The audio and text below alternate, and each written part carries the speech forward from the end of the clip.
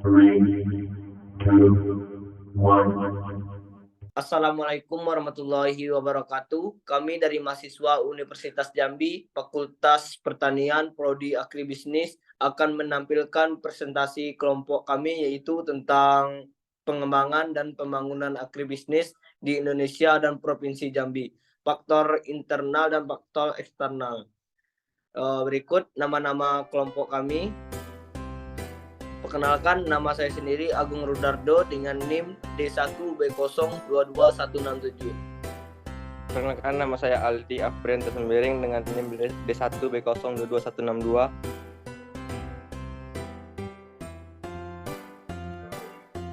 Perkenalkan, nama saya Husnul Fikri dengan NIM D1B022168.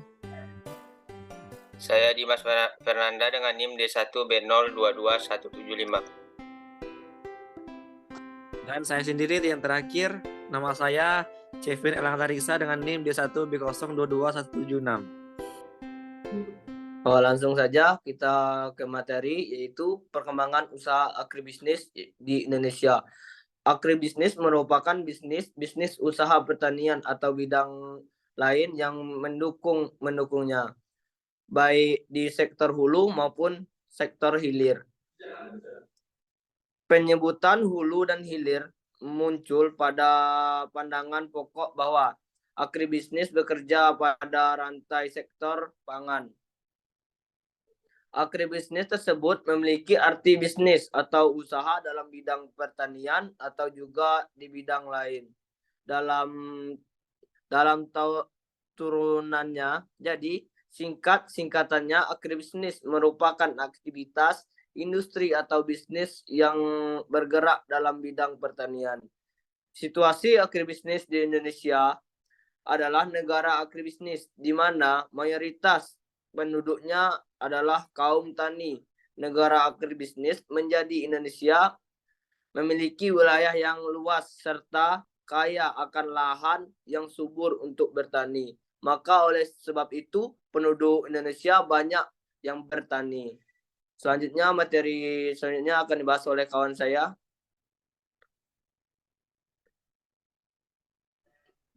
Pengertian agribisnis menurut para ahli.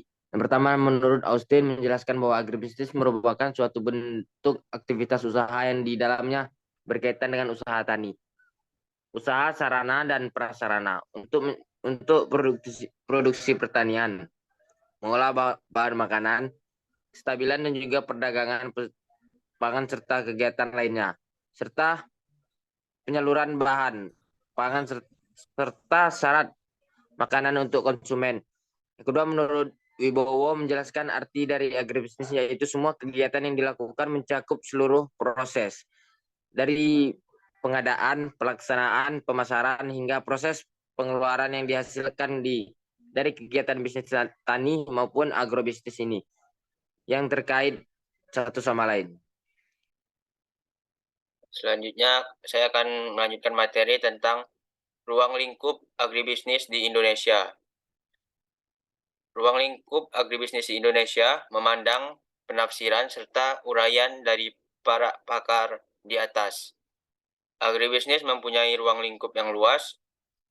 Sebagian di antaranya merupakan usaha dalam memproduksi benih dan bahan kimia buat pertanian, makanan ternak, perlengkapan dan mesin pertanian, metode memproses bahan pertanian, penciptaan biofuel dan wisata pertanian.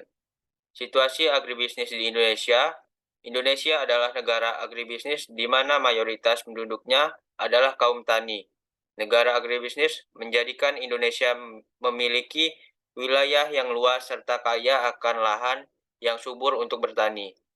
Sebagian di antaranya merupakan usaha dalam memproduksi benih dan bahan kimia buatan pertanian, makanan ternak, perlengkapan dan mesin pertanian, metode memproses bahan pertanian, penciptaan biofuel, dan wisata pertanian.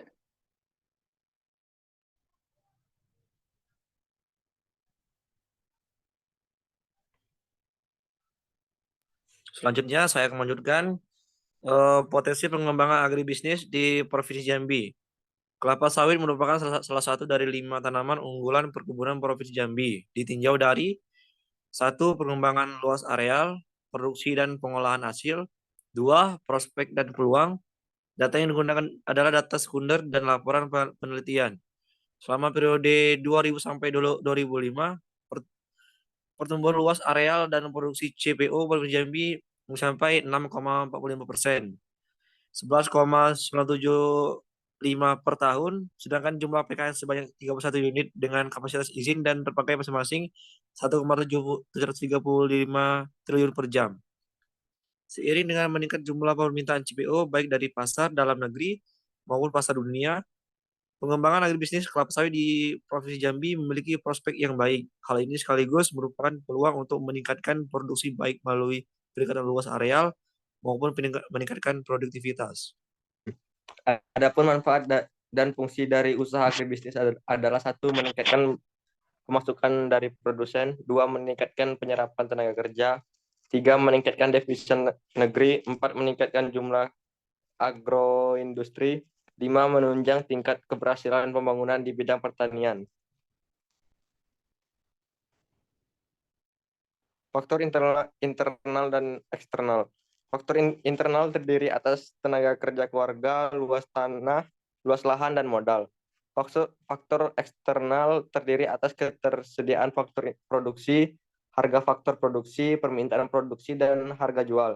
Faktor internal yang diteliti adalah nilai kewirausahaan atau aspek sumber daya manusia, strategi bisnis atau aspek pemasaran, dan aspek teknis dan operasi usaha tersebut. Adapun faktor eksternal yang akan diteliti meliputi aspek perekonomian, aspek kebijakan pemerintahan, dan aspek peranan lembaga terkait.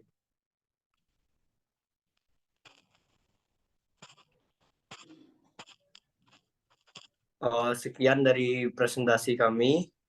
Saya tutup dengan wabillahi taufik wal hidayah. Wassalamualaikum warahmatullahi wabarakatuh. Dah.